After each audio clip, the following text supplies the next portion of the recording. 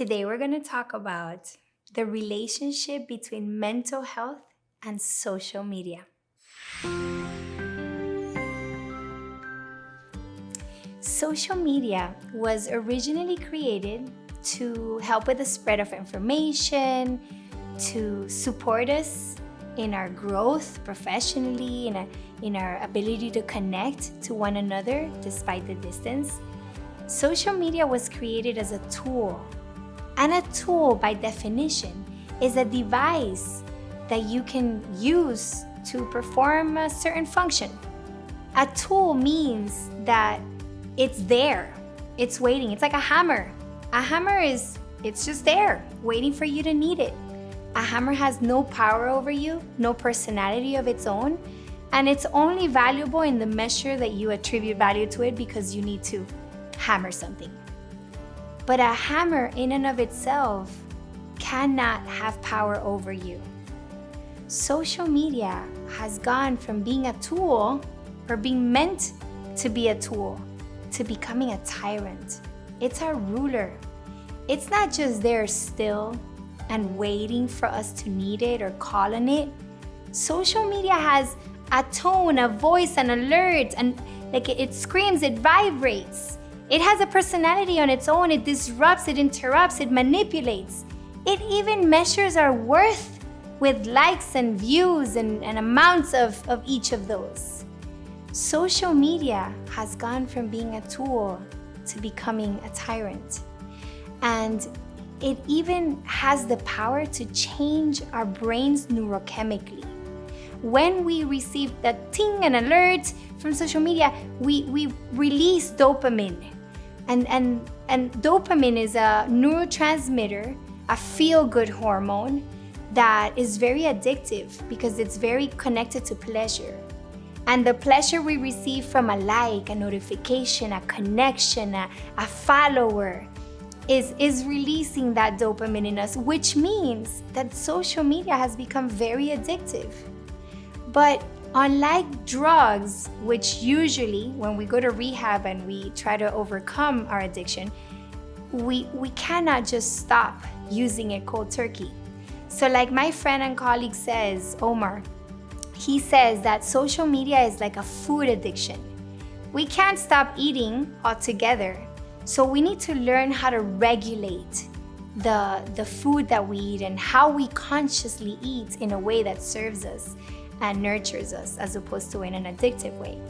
Well, the same is true with social media and technology, because this applies to your phones, even if it's text messages and emails, it's the same, right? So how can we bring our tools back to tool status as opposed to our rulers and our tyrants? How can we help our children do that? And I think a good way of starting is by modeling it to them. I'm not a social media consumer, but I have found myself addicted to my phone. There are times in which I'm spending beautiful quality time with my family, and I grab my phone to take a picture to capture that moment and record it forever. And then I get sucked in by the notifications, and before you know it, I even forgot that I went to grab my phone for a picture because now I'm responding to all the text messages that the kids are waiting, posting for that picture. And I'm just looking at the text messages and the emails and the notifications, and I got consumed by it. It called me, it manipulated me.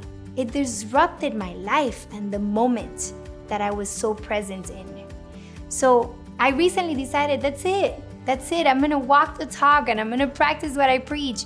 And I decided that the phone is gonna stay in the living room every day, an hour or so before I go to sleep, and I cannot touch it until after my morning routine, which includes my prayer, meditation, and workout. So when what happens is that when you wake up in the morning, the most productive hour of your day is that first hour, the beginning hours. If we're using it to reply to emails and messages and look at the likes and whatnot, we're wasting the most precious time of our days to be creative. And then at night before you go to sleep, what stays in your mind is processed through the night in your subconscious mind. And you're using that precious time of rest to process things that have to do with external circumstances, social media, what other people are going through, like your phone. Like, how about you go to sleep visualizing what you want your next day or your life to be like, so that that can be the thing that your subconscious mind processes when you're sleeping. So in trying to restore our mental health, in trying to minimize that addiction we have with technology, we get to experience and model for our children and the people who are watching how to disconnect our value, our self-worth, and our identity from those tools that were meant to just support us, not own us. If you or someone you love is struggling with a social media, technology addiction, video games, anything, please feel free to contact us at betterwithbetsy.com, and we'll be happy to have someone in our team support you or your loved one.